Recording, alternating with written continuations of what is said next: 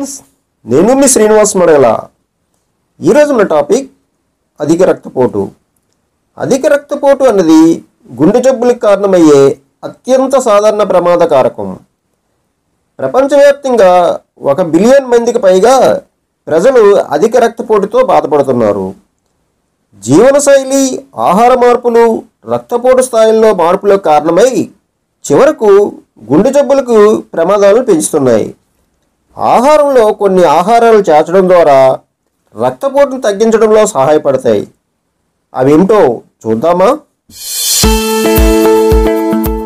1. పలకడుపున నీరు తాగడం. ప్రతిరోజు ఉదయం లేవగానే గ్లాస్ నిండు నీరు తాగడం రక్తపోటు నియంత్రణకు సహాయపడుతుంది. 2.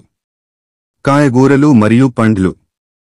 కాయగూరలు, సొరకాయ, దోసకాయ, బీరకాయ వంటి నీరు ఎక్కువగా ఉన్న కాయగూరలు ఉపయోగించండి. పండ్లు, అరటిపండు, దానిమ్మ, ఆపిల్, నారింజ వంటి పండ్లు రక్తపోటును తగ్గిస్తాయి. 3. పొటాషియం అధికంగా ఉన్న ఆహారాలు. రక్తపోటు తగ్గించడానికి పొటాషియం ముఖ్యమైనది. బొప్పాయి, కీలుగు కూర, వంకాయ, కల్చికాయ వంటి పదార్థాలు వీటికి సమృద్ధిగా ఉంటాయి. 4. ఉప్పు తగ్గించడం.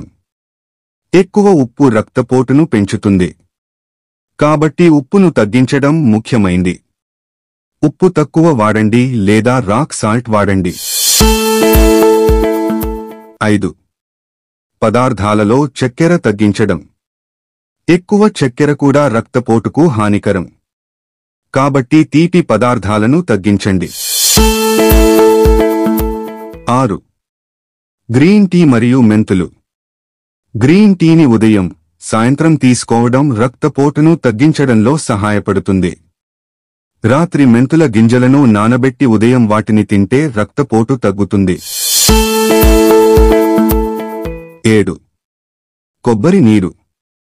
తక్కువ కాలరీలు, అధిక పోషకాలతో కూడిన కొబ్బరి నీరు రక్తపోటును తగ్గిస్తుంది.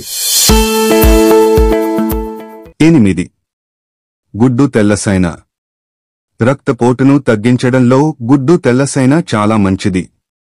ఇది రక్తనాళాల ఆరోగ్యానికి ఉపయోగపడుతుంది. 9. ఆవకాయ వంటి లవణాలు తగ్గించండి. పులుసులు, పచ్చళ్ళు వంటి అధిక ఉప్పు పదార్థాలను తగ్గించడం ద్వారా రక్తపోటును నియంత్రించవచ్చు. 10. నెమ్మదిగా శ్వాస తీసుకోవడం. యోగా, ప్రాణాయామం, యోగా వంటి విన్యాసాలు రక్తపోటును నియంత్రించడంలో సహాయపడతాయి. ఫ్రెండ్స్, విన్నారు కదా?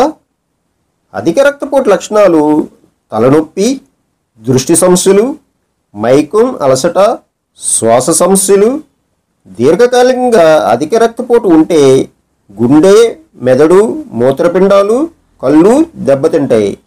అధిక రక్తపోటు స్ట్రోక్ ప్రమాదాన్ని కూడా పెంచుతుంది. మరి తస్మాత్ జాగ్రత్త. Okay, bye bye.